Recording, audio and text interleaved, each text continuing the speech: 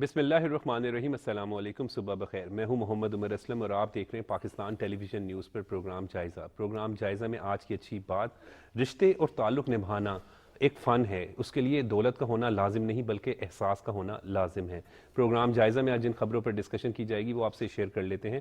نگران وزیر اعظم کا کامیاب متحدہ عرب امارات اور کویت کا دورہ، جبکہ نگران وزیر اعظم اس وقت جو ہیں وہ دبئی پہنچ چکے ہیں۔ ملک کی موجودہ سیاسی صورتحال پر بھی آج کے پروگرام میں ڈسکشن ہوگی، اور ان ٹاپکس پر ڈسکشن کے لیے اسٹوڈیو میں موجود مہمانوں سے آپ کا تعارف کروا دیں۔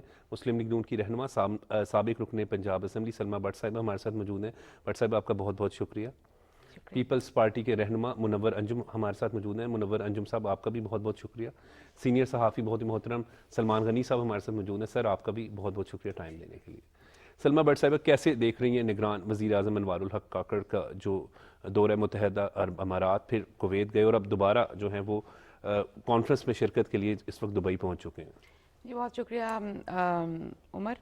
بالکل یہ ایک خوش آئند چیز ہے کہ دیکھیں جب پاکستان کے لیے کوئی بھی چیز اچھی خبر آئے، چاہے اور اقتصادی حوالے سے یا معیشت کے حوالے سے یا دورے ہوں، اس میں کوئی برائی نہیں ہے۔ اور وہ جس طرح سے مختلف ایگریمنٹس بھی ہوئے ہیں، سرمایہ کاری پاکستان لیکن میں، اس کا جو تانا بانا ہے وہ جا کر ملتا ہے گزشتہ 16 ماہ کی حکومت جو تھی پی ڈی ایم کی، اتحادی حکومت تھی، اور ہم لوگ اکثر یہ بات کرتے ہیں کہ اتحادی حکومت نے کیا کیا، اور اتحادی حکومت جو تھی اس کو ڈیزاسٹر کے طور پہ کچھ لوگ پیش کرنا چاہتے ہیں، ان کی خواہش ہے، لیکن شاید ان کو اب یہ پتہ چلنا چاہیے کہ اسی دور کی حکومت کے ثمرات ہیں کہ ہم اب جو بائیلیٹرل بہت سارے جا رہے ہیں ہم معاہدوں میں، یو اے ای کے ساتھ، سعودی عرب کے ساتھ، یا ابھی اب کل حال ہی میں دیکھا ہم نے سعودی عرب کے ساتھ ہمارا جو $3 ارب کا قرضہ تھا جو ہمیں دوبارہ رول اوور ملا اس کے اوپر، تو یہ ساری چیزیں تب کہی تھی۔ حالانکہ میں کوئی قرضے کو کوئی اچیومنٹ نہیں سمجھتی، قرضہ لینا کوئی اچیومنٹ، سرمایہ کاری آ رہی ہے، لیکن سرمایہ کاری آنا ہاں اچھی بات ہے، وہ آ رہی ہے، آنی بھی چاہیے، لیکن میں صرف اس کے ساتھ ساتھ ایک اور نشاندہی کروں۔ یہ پی ڈی ایم کی جب حکومت اتحادی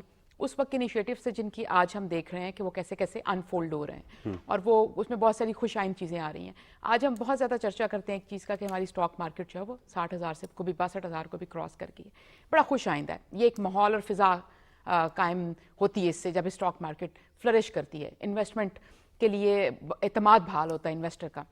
لیکن میں یہ ساتھ اس کو لنک کرنا چاہتی ہوں ایک چیز کے ساتھ کہ لیکن اس کا ہرگز اس کے لیے ہمیں فوراً الیکشن میں جانا بہت ضروری ہے، اور ہمیں ایک مستحکم ساتھ میں سیاسی جو حکومت ہے اور مستحکم سیاست دینا وہ انتہائی ضروری ہے۔ دیکھیں جب نواز شریف کا دور تھا تب اسٹاک ایکسچینج 52,000 کراس کر گئی تھی، لیکن تب مارکیٹ جو تھی نا وہ $100 ارب سے اوپر کی تھی، جی جو مارکیٹ کی گردش تھی، لیکن آج 62,000 اوپر سے پوائنٹ سے اوپر انڈیکس چلی گئی ہے، یہ بڑا خوش آئند ہے۔ لیکن ساتھ میں دیکھ رہی تھی کہ جو ہماری مارکیٹ ہے وہ $30-35,000 پہ، $30-35 ارب پہ کہیں پہ کھڑی ہوئی ہے، جس کا، اور آج ڈالر جو ہے وہ تقریباً $350 پہ ہے، تب $104 کا تھا، تو اس لحاظ سے اس تناظر میں دیکھا جائے تو یہ تقریباً کوئی $15 ارب بنتا ہے اس کمپیریزن میں، جب آپ دیکھیں اس سے بھی کہیں کم بنتا ہے۔ تو مجھے لگتا ہے کہ اس چیز کو ریوائیو کرنے کے لیے، انویسٹمنٹ بحال کرنے کے لیے، کیونکہ اس وقت سارا انویسٹر جو ہے وہ اس، جیسے نواز شریف جب سے پاکستان آئے ہیں اس کے بعد سے آپ نے دیکھا ہے کہ یہ جو انڈیکس ہے یہ کافی اوپر جانا شروع ہوا ہے، جس کی مطلب یہ ہے کہ نواز شریف ایک ایسے لیڈر ہیں جس کے اوپر بہت زیادہ اعتماد ہے آج بھی کاروباری طبقے کا، اور وہ اس کو ایک خوش آئند چیز دیکھ رہے ہیں، وہ واپس پاکستان میں انویسٹمنٹ کرنا چاہتے ہیں۔ اب یہ سارا جو کاروباری طبقہ ہے، تاجر طبقہ ہے، ہمیں لوکل انڈسٹری ریوائیو کرنے کی ضرورت ہے، ہمیں مینوفیکچرنگ انڈسٹری ریوائیو کرنے کی ضرورت ہے، کیونکہ ہم نے اپنے ایکسپورٹس بڑھانے ہیں، اور ہم نے امپورٹ کم کر کے امپورٹ ایکسپورٹ کا ڈیفیسٹ نہیں ملانا، بلکہ ہمیں ایکسپورٹ بڑھا کر اس کو کمپیٹ کرنا ہے گلوبل مارکیٹ کے ساتھ۔ اس ساری فضا کو لانے کے لیے الیکشن 8 فروری 2024 کو جو ہے نا کرنا وہ ناگزیر ہے، وہ اس کے بغیر چارہ نہیں ہے۔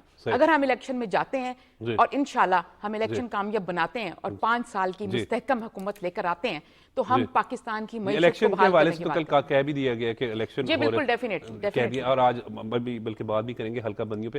منور انجم صاحب کیسے دیکھ رہے ہیں، آرمی چیف بھی کویت کے دورے پہ تھے، انویسٹمنٹ جب پاکستان میں آئے گی تو اوبویسلی خوشحالی آئے گی؟ بہت شکریہ عمر۔ اصل میں نہ ہوتا یہ کہ اب بھی تو ایم او یو سائن ہوئے ہیں، تو ایم او یو سائن کا مطلب یہ نہیں کہ کل ہمارے اکاؤنٹ میں پیسہ آ جائے گا، کل انویسٹمنٹ آ جائے گی، it will take some time. صحیح۔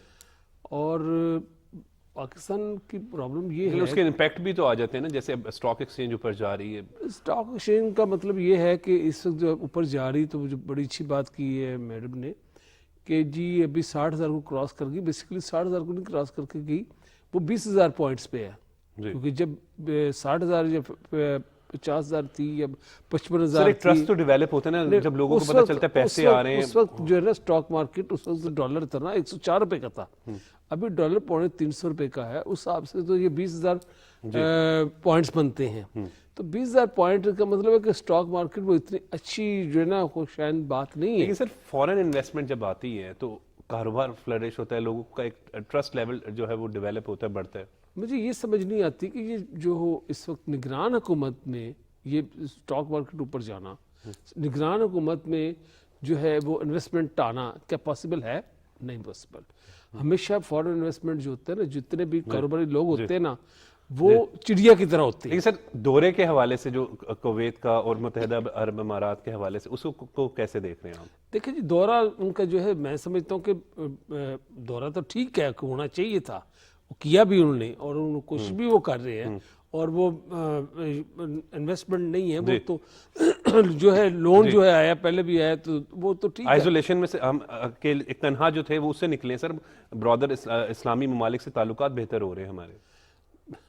دیکھیں جی سب سے پہلے ہم سیاہ ملکوں کے ساتھ ہمارے تعلقات اچھے ہے ہی نہیں, نہ ایران کے ساتھ, نہ افغانستان کے ساتھ. سلمان غنی صاحب سے نہ اپنا جی بالکل سلمان غنی صاحب سے اس پہ بات کرتے ہیں. سر کیسے دیکھ رہے ہیں سر اس کو؟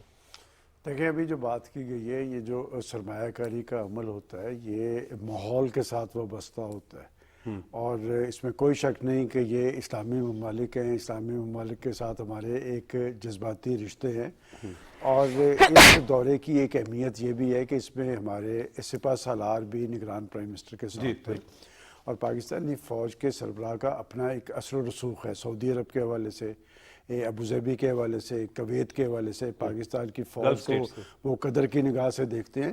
لیکن جو بات ابھی یہاں کی گئی ہے بات درست ہے کہ یہ انویسٹمنٹ ہے, اور انویسٹمنٹ تبھی ممکن ہوتی ہے جب آپ پاکستان کے اندر ایک ایسی فضا طاری کریں گے جس میں سرمایہ کار یہاں پر آئے گا.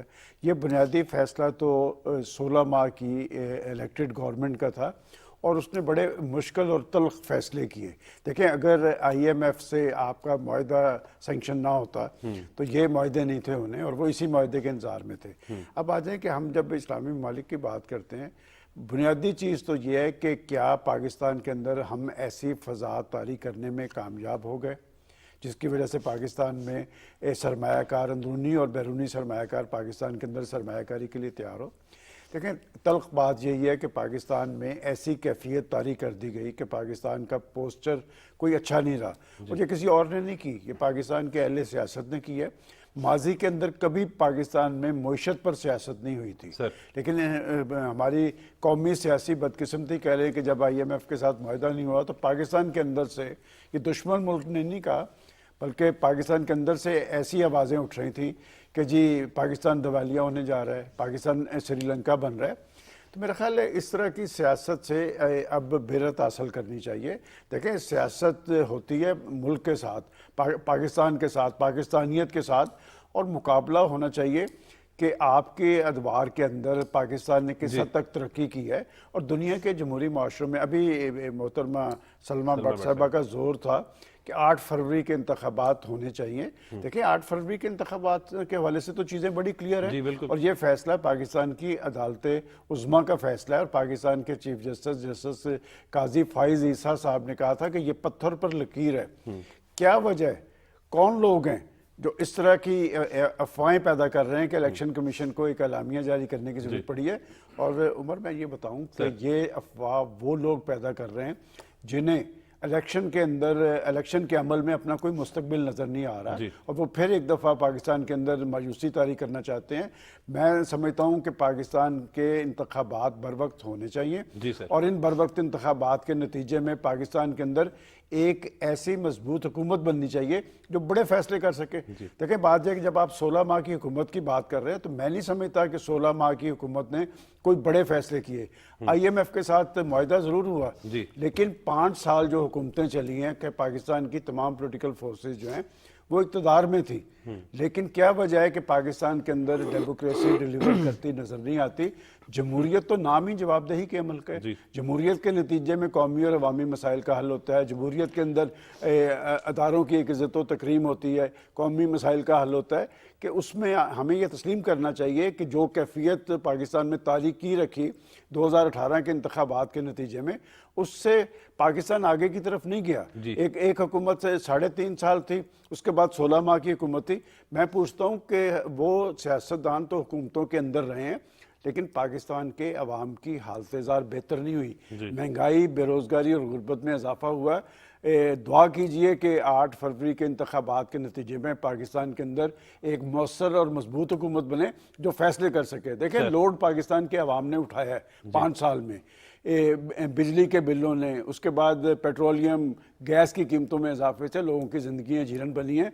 और जिस मुल्क के अंदर आम आदमी का चूल्हा ना जल सके और ये कहा जाए कि वहाँ पर जमहूरियत मौजूद है, तो ये बहुत बड़ा तजाद है। और आखिरी बात मैं इस हवाले से ये कहूँगा कि जब आप इंतखाबात की बात करते हैं तो फिर पाकिस्तान की पॉलिटिकल पार्टीज़ को अब इल्ज़ाम तराशी से, गाली गलोच से मुकर्रा होते हुए अपना कोई मुआशी प्लान कौम के सामने रखना चाहिए, ताकि कौम के अंदर एक उम्मीद और आस पैदा हो कि अगर इस सियासी क़यादत को, इस सियासी पार्टी को हम वोट देंगे तो पाकिस्तान मुआशी वाले से बेहतरी की तरफ जाएगा और मुल्क आगे की तरफ जाएगा। जिस जमहूरियत के नतीजे में मुल्क के अंदर इस्तेहकाम ना आए और जिस जमहूरियत के नतीजे में आम आदमी की ज़िंदगियों में इत्मीनान ना आए, तो उसे फिर जमहूरियत नहीं कहा। बिल्कुल ठीक है, बहुत अच्छी बात की सलमान साहब ने, बड़ी ज़बरदस्त है बात। यह कि बिल्कुल सही कि इस्तेहकाम आना बहुत ज़रूरी है, माशी हालात बेहतर होना ज़रूरी है, क्योंकि अब आम आदमी यही समझता है कि अगर हम वोट किसको दें, क्यों दें, क्योंकि हम तो माशी तौर पे पिछते जा रहे हैं, चैलेंजेस का सामना करना पड़ रहा है। बिल्कुल ठीक है। और सलमान गनी साहब ने एक और बहुत अच्छी बात की, क्योंकि आप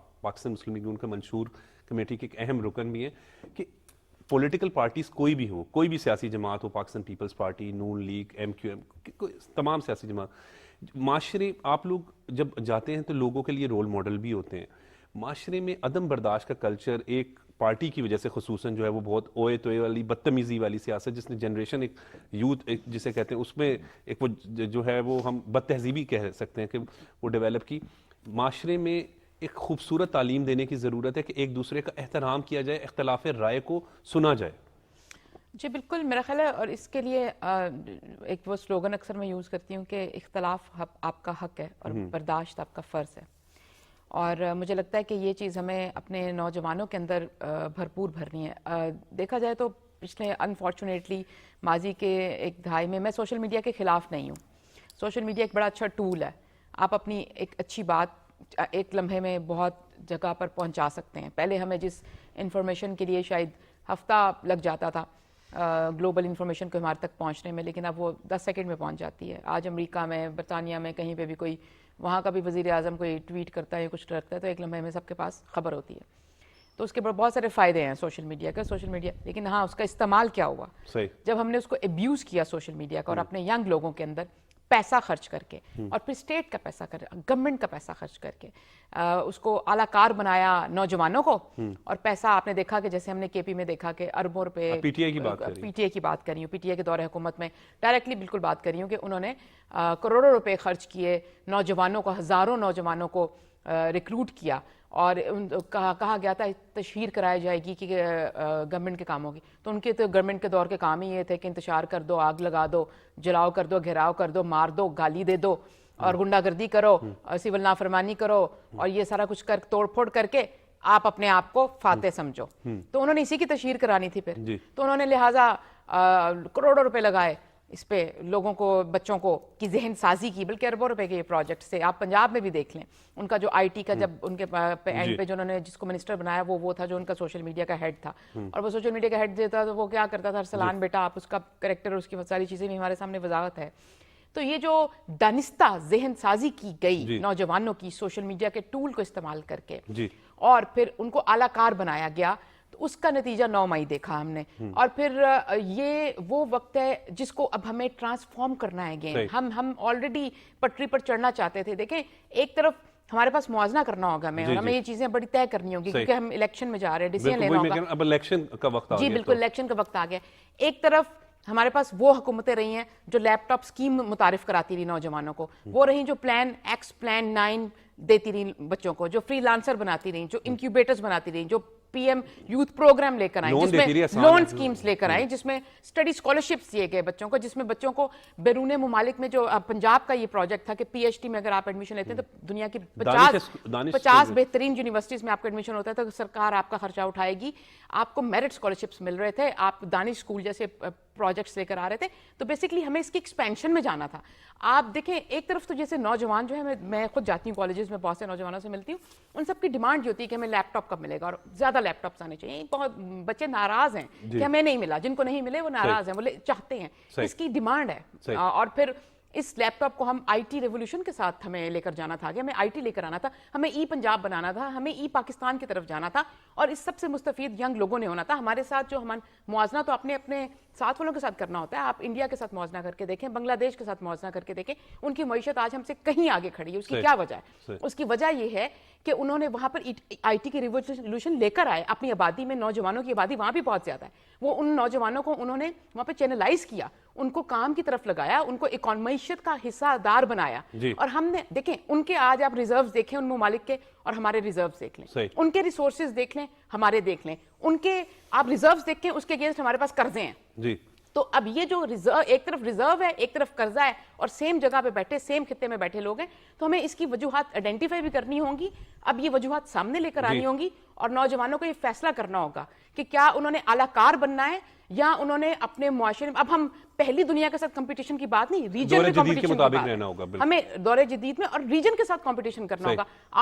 آج کمپٹیشن میں ہم بنگلہ دیش سے اور بھارت سے بھی بہت پیچھے رہ گئے ہیں. اب ہمیں ایران ہم سے آگے جاتا نظر آ رہا ہے. اب تو افغانستان جو ہے وہ ہمیں, لیکن ہم نے آگے بڑھنا ہے انشاءاللہ تعالی, آگے بڑھنا ہے. اس پر مزید بھی بات ہوگی, لیکن وقت ہو رہا ہے بریک کا.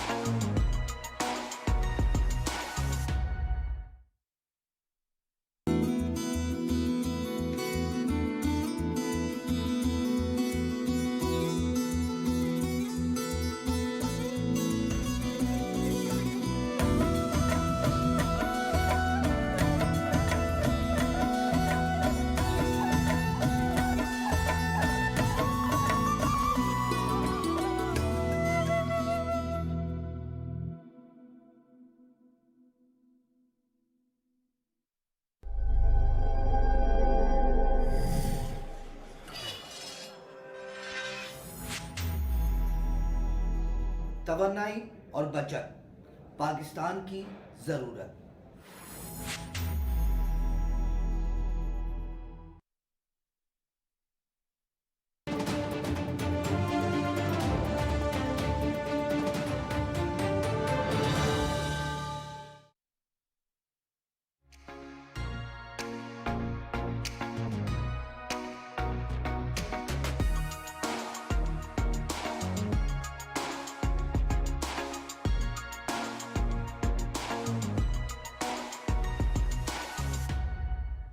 Welcome back.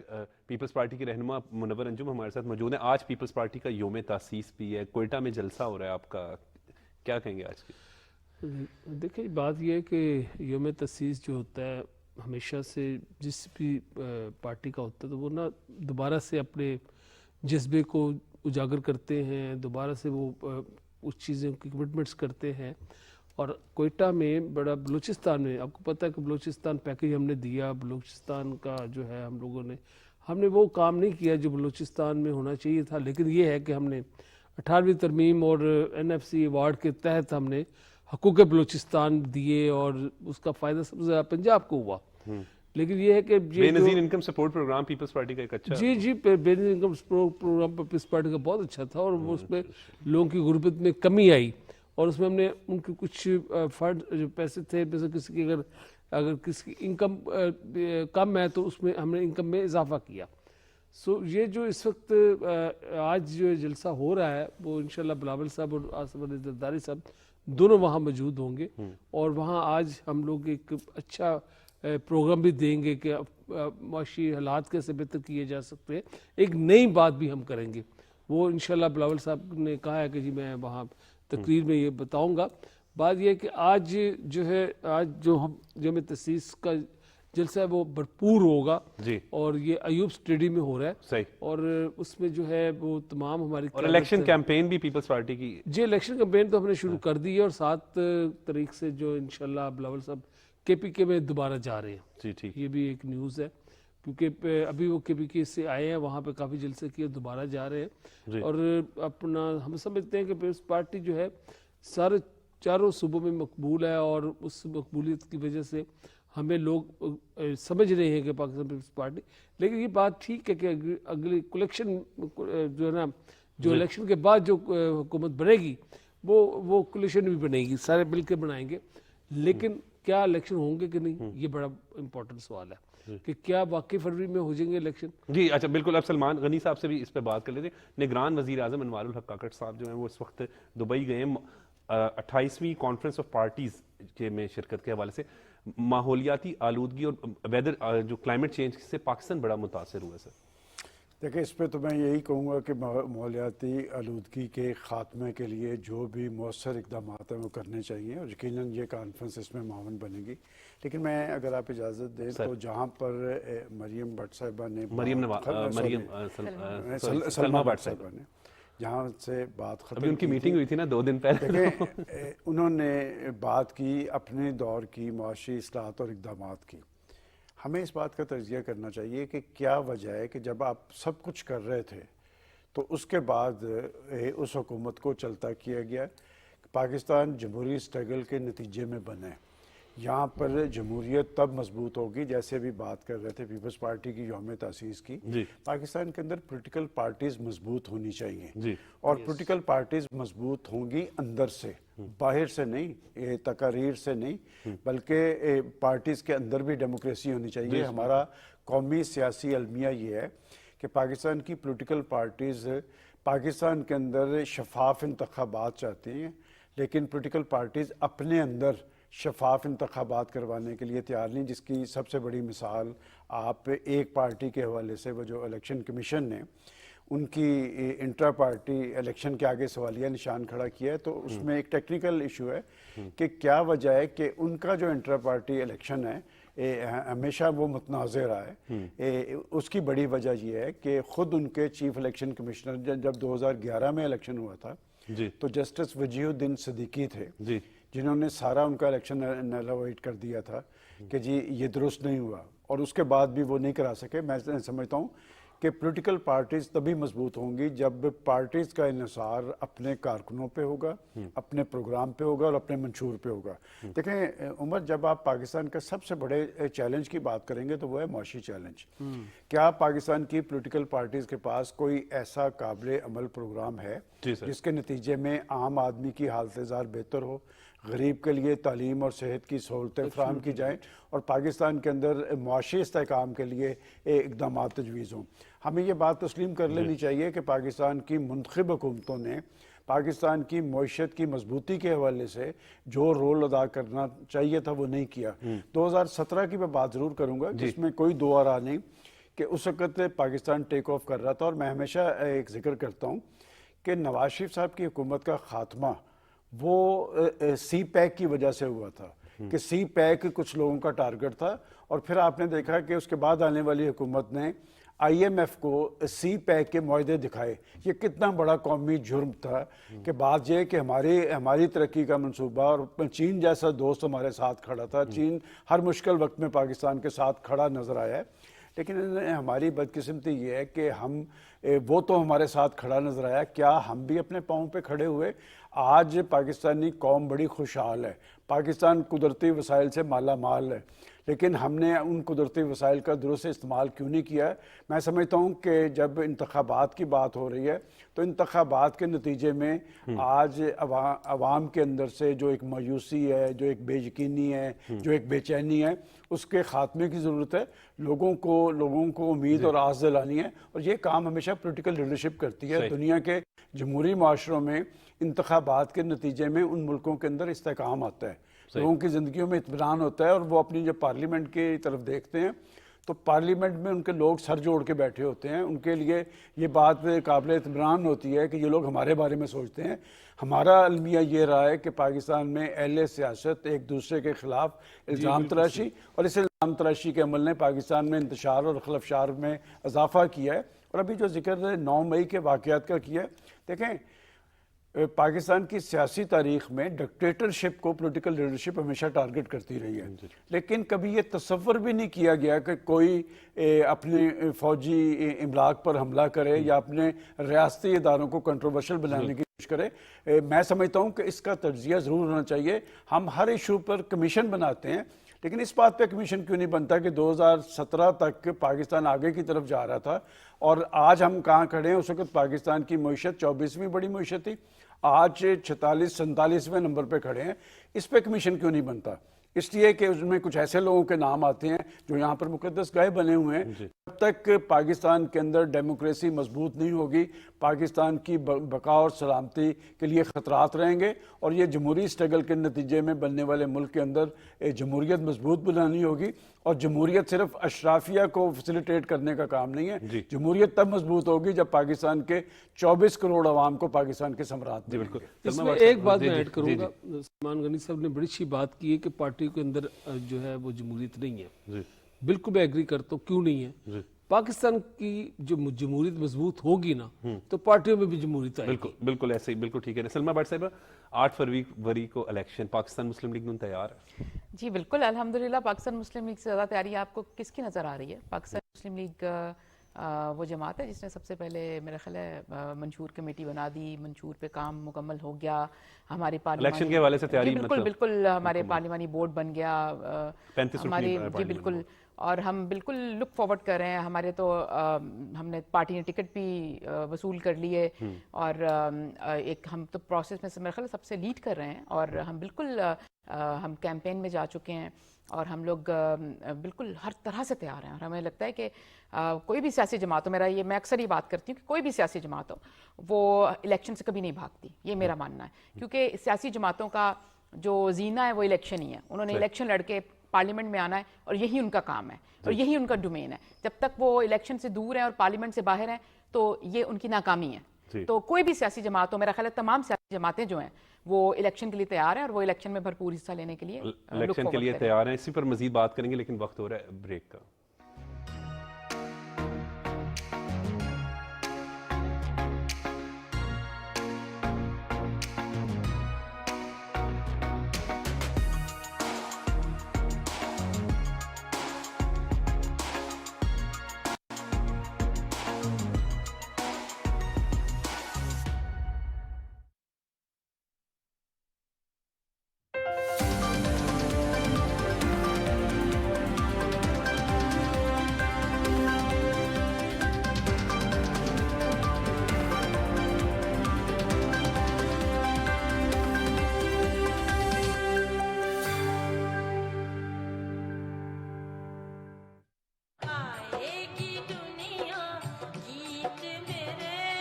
تیئیس دسمبر 2023 ملکہ ترنم میڈم نور جہاں کو ہم سے بچھڑے 23 برس بیت جائیں گے۔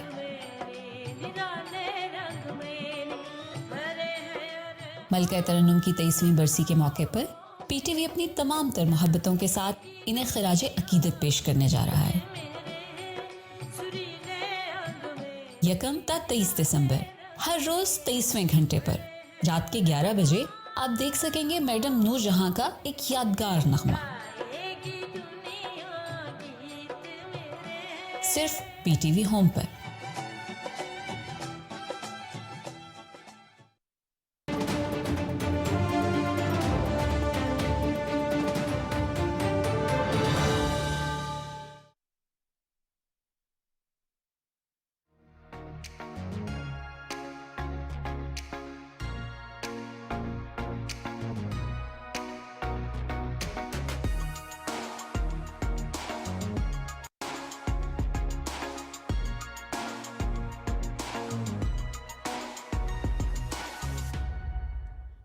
جی سلمہ بٹ صاحبہ، کل ایون فیلڈ ریفرنس کا فیصلہ آیا اور سابق وزیر اعظم میاں نواز شریف بری ہو گئے۔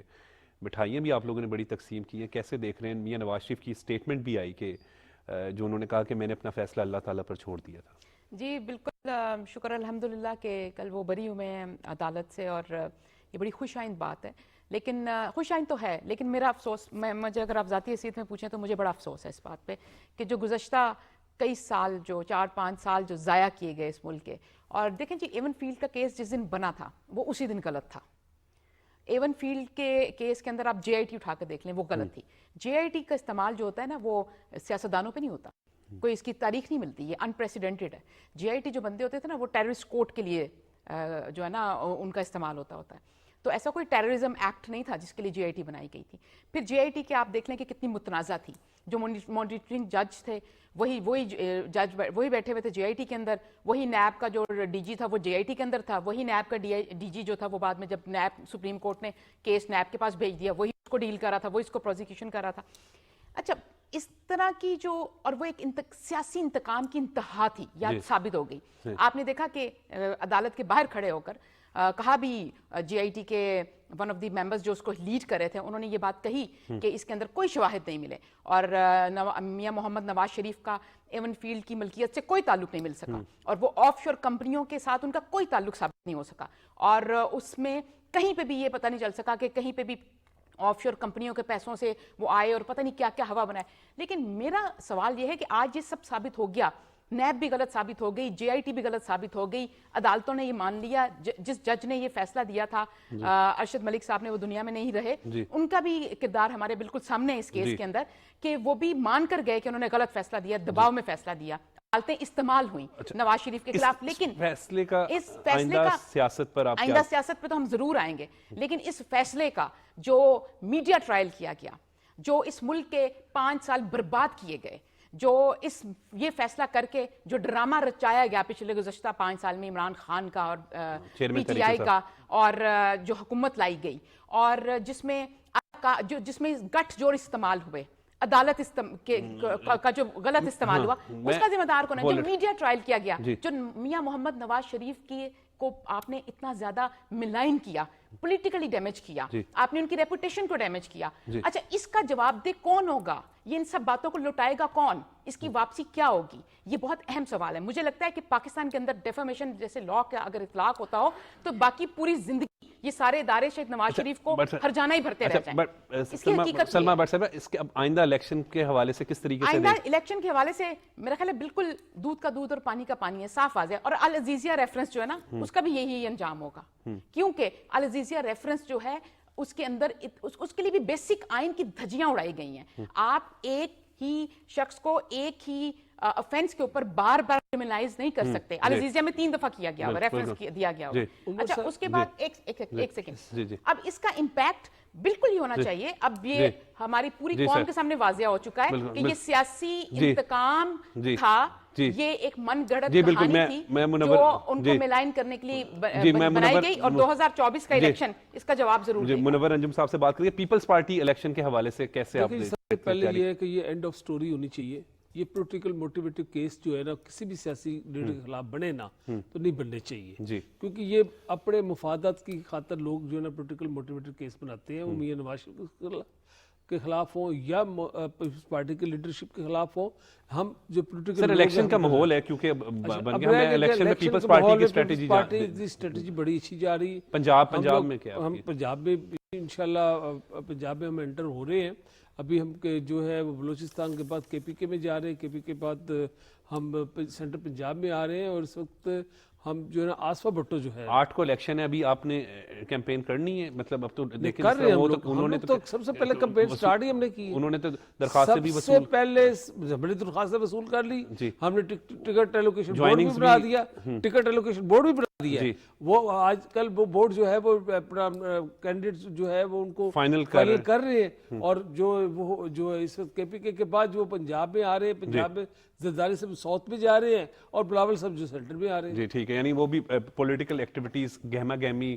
سلمان غنی صاحب کیسے دیکھ رہے ہیں اس وقت؟ دیکھیں، یہ جو ایون فیلڈ ریفرنس میں نواز شریف صاحب بری ہوئے ہیں، میں سمجھتا ہوں کہ پاکستان کے اندر مؤثر احتسابی سسٹم ضروری ہے. जमहूरियत जहाँ पर जवाबदेही का अमल का नाम है, वहाँ पर करप्शन और लूट मार का सद्देबाब भी अहले सियासत की और मुंतखब हुकूमतों की ज़िम्मेदारी है। मेरा सवाल ये है कि एक बात ये कि इस रेफरेंस, ये 3 रेफरेंस थे, अभी अल अज़ीज़िया रेफरेंस तो रहता है, दूसरा फ्लैगशिप रेफरेंस भी जो डैब ने वो वापस ले लिए, क्लीन चिट है। मेरा क्वेश्चन ये है कि इन रेफरेंसेस के नतीजे में पाकिस्तान का करोड़ों रुपए का, पाकिस्तान के वक्त का, पाकिस्तान की मईशत पर इसके असरात हुए, उस हवाले से जवाबदेह कौन है और ये सिलसिला बंद होना चाहिए। देखें, सबसे आसान काम पाकिस्तान में सियासतदान को टारगेट करना है, और मैं ये बात हमेशा कहता हूँ कि क्या वजह है कि पाकिस्तान के सियासतदान इसका अज खुद नोटिस नहीं लेते। और वो जो अभी बात बार बार मीडिया ट्रायल की गई है कि मीडिया ट्रायल हुआ, मैं ये पूछता हूँ कि वो मीडिया ट्रायल किसने किया? सियासतदान था ना उसके पीछे भी, उसके पीछे सियासतदान था।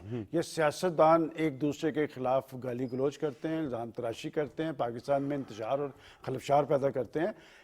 ये जो सारा अमल हो रहा है, कल आपको पता है कि जब नैब के प्रोसिक्यूटर से उसने पूछा कि बताएं आपका इस पे क्या वर्शन है और आपने ये सब कुछ क्यों किया, तो उन्होंने जवाब में कहा कि जी हमें अदालत उज़्मा की तरफ से अहकामात थी। पाकिस्तान की अदालत उज़्मा, जी उन जजी साहबान ने जब पूछा प्रोसिक्यूटर से तो उन्होंने कहा कि हमें अदालत उज़्मा की तरफ से, वो अदालत उज़्मा पाकिस्तान के अंदर क्या कर रही थी? वो अदालत उज़्मा फरीक थी, वो पाकिस्तान को इंतशार और खलफशार से 2-4 कर रही थी। आज से चंद हफ्ते पहले भी यही कैफियत थी उमर साहब।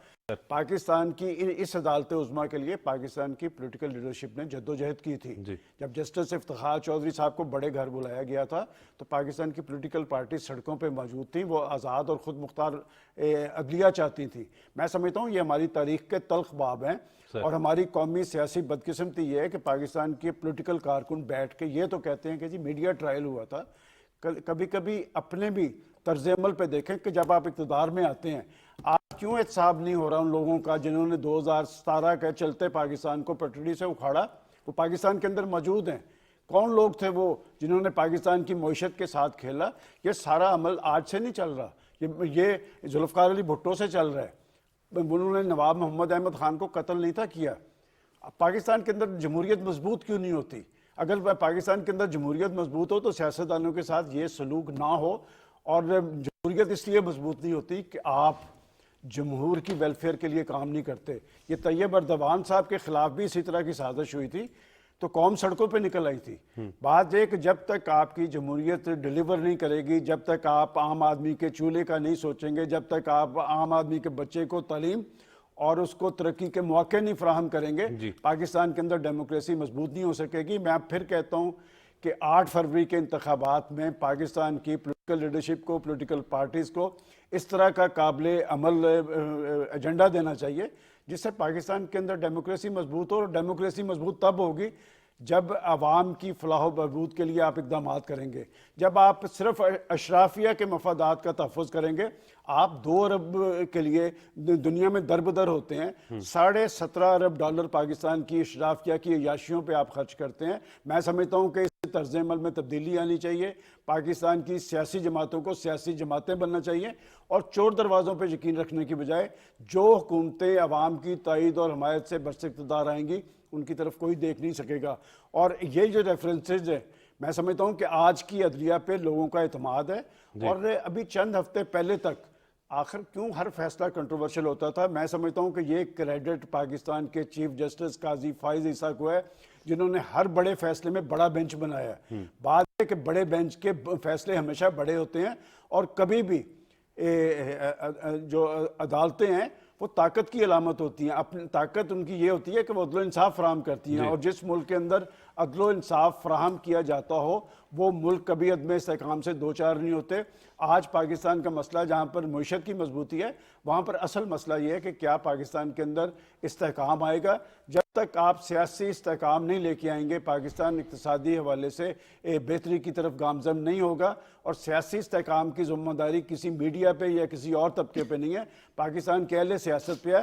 آج جو پاکستان جس نیچ پہ آ کر کھڑا ہوا ہے، پاکستان کے اندر جو انتشار اور خلفشار تھا وہ پاکستان کے کچھ سیاستدانوں کی وجہ سے تھا، اور سیاستدانوں نے کیا اپنے طرز عمل میں تبدیلی لے کے آئے ہیں۔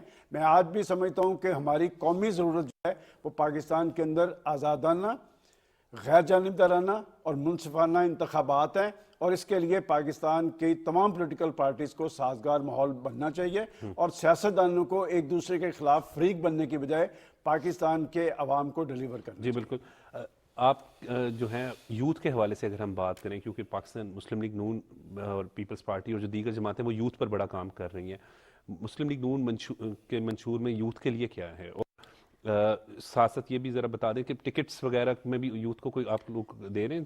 جی بالکل، ہم ظاہری بات ہے ہم نوجوان آبادی کا ملک ہیں، اور ہم نوجوان آبادی کو ان ایڈریس نہیں چھوڑ سکتے۔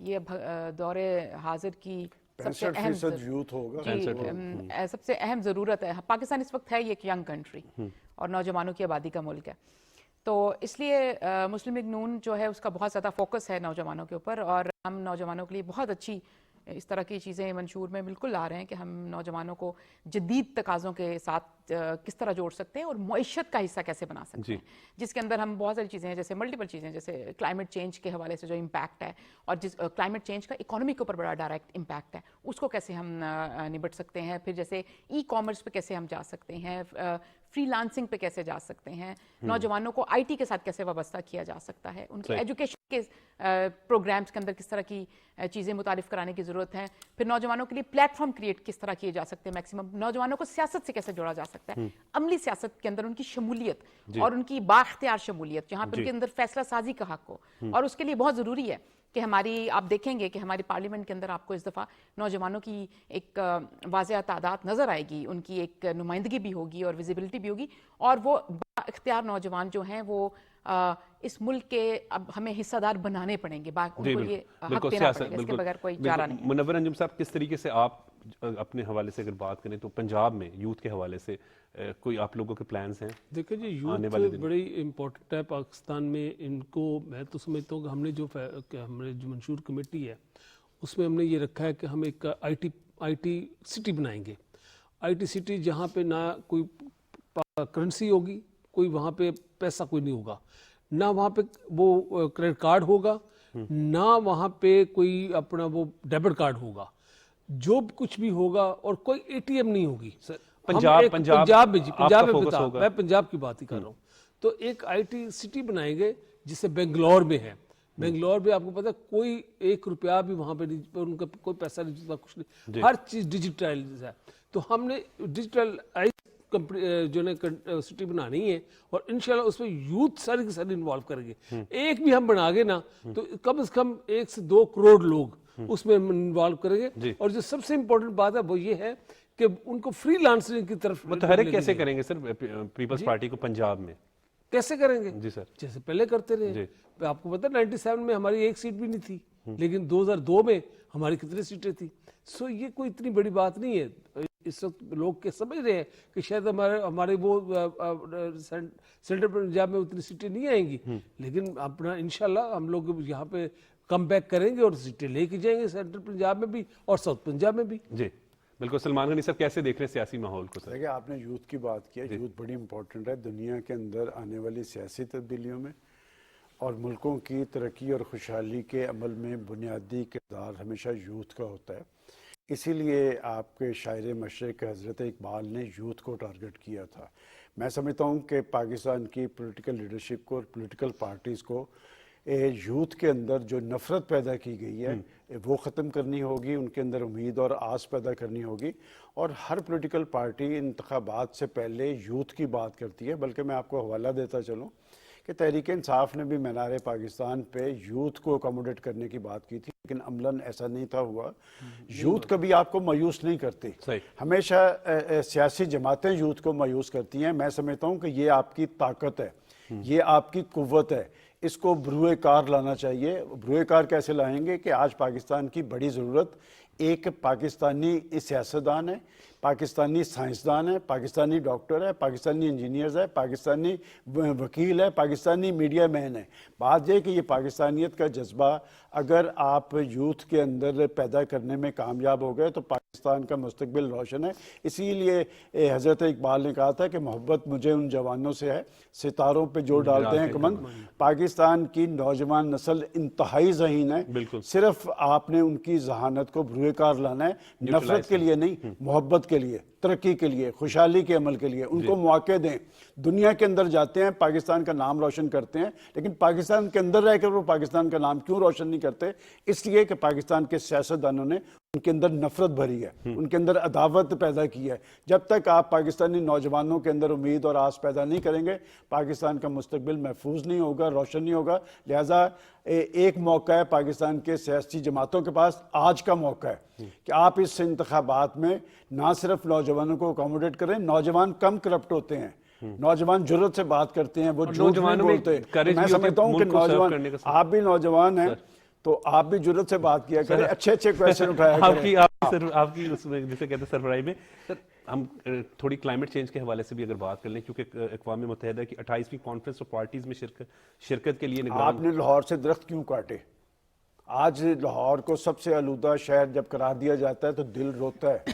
آپ دیکھیں درخت جو ہوتے ہیں وہ یہ آکسیجن فراہم کرتے ہیں قوموں کو۔ تو بات یہ کہ آپ کے پاس بہت سارے مواقع تھے لیکن ہم نے وہ مواقع ضائع کیے۔ میں سمجھتا ہوں آج ہم دنیا بھر میں ہونے والی کانفرنس سے سبق لینے کی بجائے ہم اپنے اندر تحریک پیدا کریں۔ پاکستان ایک بہت خوبصورت ملک ہے۔ اس آج سے 10-15 سال پہلے پاکستان میں یہ کیفیت نہیں تھی۔ اس کا جائزہ لیں کہ آج ماحولیاتی طور پہ لاہور اور پاکستان کے 8 شہر اس وقت آپ نے لاک ڈاؤن کیا ہوا ہے، کیوں کر ہوا ہے یہ؟ ماحولیاتی آلودگی ایک بڑا چیلنج بن گیا۔ نگران وزیر اعظم بھی جو ہے اس وقت دبئی پہنچے، کیسے آپ سمجھتے ہیں کہ کلائمیٹ چینج سے پاکستان بڑا متاثر ہوا ہے؟ جی، پاکستان دنیا کے پہلے 10 ممالک میں شامل ہوتا ہے جو کلائمیٹ چینج سے ہٹ ہوئے ہیں سب سے زیادہ دنیا میں، اور ہم نے دیکھا بھی ہے اس کے عملی نمونہ ہمارے پاس۔ میرا خیال ہے پچھلے سال جب وہ سیلاب آئے تھے سندھ میں اور جنوبی پنجاب والی سائڈ پہ بہت بڑی تعداد میں، تو کوئی 3.33 کروڑ لوگ بے گھر ہوئے اور کوئی 10 لاکھ سے زیادہ ہمارے مویشی بہ گئے، لائف سٹاک سارا جو ان کا لائیولیہڈ تھا وہ چلا گیا۔ اس کے ساتھ ساتھ آپ دیکھیں جی، اس کا سب سے زیادہ جو متاثر ہوتے ہیں نا جو کلائمیٹ چینج کا جو امپیکٹ ہے، جو برا ایڈورس امپیکٹ ہے، وہ خواتین کے اوپر اور بچوں کے اوپر۔ اور اس میں کیونکہ وہ سب سے زیادہ سافٹ پرے ہیں، جب ڈس سیٹلمنٹ ہوتی ہے، جب لائیولیہڈ جاتا ہے تو سب سے ڈائریکٹ متاثرین ہیں وہ۔ اور پھر جیسے نوجوانوں کے اوپر اس کا یہ ہے کہ ان کے اوپر ان امپلائمنٹ بہت زیادہ بڑھ جاتی ہے، پھر اس کے ساتھ بیماریاں بہت آتی ہیں، ہیلتھ ایشوز بہت زیادہ بڑھ جاتے ہیں ہمارے اوپر۔ بیسکلی لوگ تباہ ہو جاتے ہیں، تعلیم کے اوپر بہت فرق پڑتا ہے، بچے تعلیم حاصل کرنے نہیں جا سکتے کیونکہ جب آپ بے گھر ہیں تو آپ کسی چیز پہ وہ نہیں کر سکتے۔ اس کے نتیجے میں بہت ساری دیکھیں کلائمیٹ ہٹ سے ہم تو یہ دیکھتے ہیں کہ شہر آلودہ ہیں، اور ہم دیکھتے ہیں کہ اسموگ بہت زیادہ ہے۔ لاک ڈاؤن کرنے بالکل بجائے ہماری اکانومی، مارکیٹس ہمیں جلدی بند کرنی پڑتی ہیں، کبھی اس دن کھولو کبھی اس دن بند کرو، ایک بالکل انسرٹن سی سچویشن ہے۔ لیکن اس کے ساتھ ساتھ جو اس کے اندر جو ہیں، اور دیکھیں جو خواتین ہیں یا جو بچے ہیں یا جو نوجوان اس کا شکار ہیں، ان کے پاس ہمارے پاس ری ہیب کا ابھی کوئی میکانزم ہی اس طرح سے ڈیولپ نہیں ہوا۔ اور ہم جب بھی ری ہیب میں جاتے ہیں انفارچونیٹلی ہم بہت زیادہ ٹینجیبل چیزوں کی طرف جاتے ہیں۔ ہمیں اس کے اوپر بہت زیادہ توجہ کرنے کی ضرورت ہے۔ جو بہت ساری خواتین گھر ہیں وہ بچے پیدا کر رہی ہیں اور ان کے لیے بہت سارے مسائل ہیں۔ ہائیجین بہت بڑا مسئلہ ہے صحت کے اندر۔ اچھا، اب ہمارا آلریڈی صحت کے جو ہمارے اسٹرکچرز ہیں، ہمارے جو سرکاری سطح پر یا ہمارے ایجوکیشن کے جو اسٹرکچر ہیں وہ آلریڈی بڑے ویک ہیں، ان کے اوپر سوشل سیکٹر جو ہے ہمارا آلریڈی بڑا ویک ہے، اس کے اوپر ہمیں کام کرنے کی، توجہ دینے کی ویسے بہت ضرورت ہے۔ تو جب کلائمیٹ، اچھا ان امپلائمنٹ میں اضافہ بہت ہوا ہے کلائمیٹ چینج کی وجہ، جو ہم کہتے ہیں نا بے روزگاری، انفراسٹرکچر جب تباہ ہو گیا، بالکل انفراسٹرکچر تباہ ہو گیا۔ اس کی جو میٹیگیشن جو ہمیں پالیسی جو لانی پڑے گی وہ بڑی ہولسٹک اپروچ کے ساتھ بنانی پڑے گی، اور اس کے اندر ہمیں ان کو حصہ دار بنانا ہوگا، عورتوں کو، بچوں کو، نوجوانوں کو بالخصوص حصہ دار بنانا ہوگا۔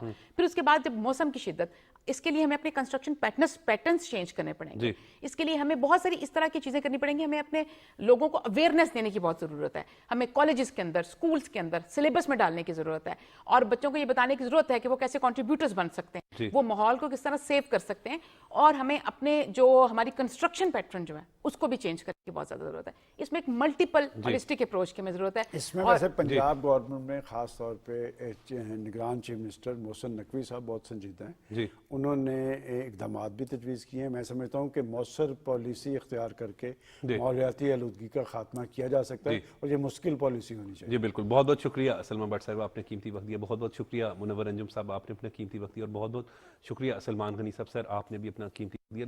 اور بالکل ماحولیاتی آلودگی کو کم کرنے کے لیے مؤثر پالیسی جس طریقے سے سلمان غنی صاحب نے بات کی کہ وہ اپنانی ہوگی. ناظرین، آج کے پروگرام میں ملک کی موجودہ سیاسی صورتحال پر بھی ڈسکشن ہوئی. نگران وزیر اعظم انوار الحق کاکڑ کا دورہ متحدہ عرب امارات اور کویت، اس پر بھی بات چیت کی گئی. مجھے اجازت دیں، دیکھتے رہیں پاکستان ٹیلی ویژن نیوز.